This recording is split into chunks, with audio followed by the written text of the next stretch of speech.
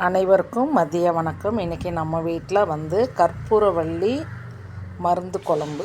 மழைக்காலங்களில் குளிர்காலத்துக்கு இது எல்லாரும் சாப்பிட வேண்டிய ஒரு உன்னதமான குழம்பு தான் இது.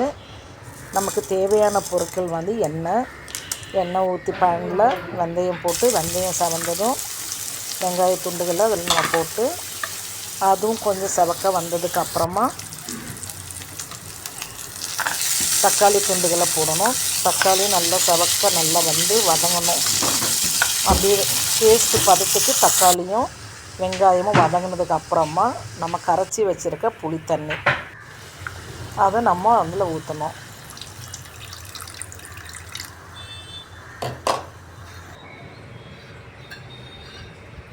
ஊற்றி முடிஞ்ச உடனே மிளகாத்தூள், தேவைக்கேற்ப உப்பு எல்லாத்தையும் போட்டுட்டு நல்லா கிளறி விடணும்.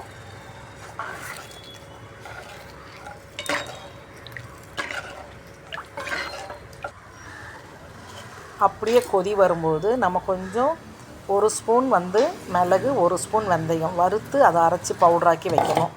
அதை நல்லா கொதி வரும்போது அதையும் போட்டு நல்லா கிளறி விட்டு கொதிக்க வைக்கணும்.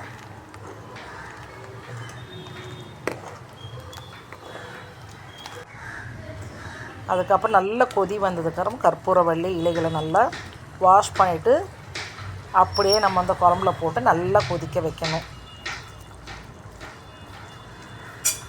அந்த கலர் மாறணும், வெந்து நல்ல கலர் வரணும். அப்போ தான் இதெல்லாம் நம்ம ஜூஸ்லாம் குழம்புல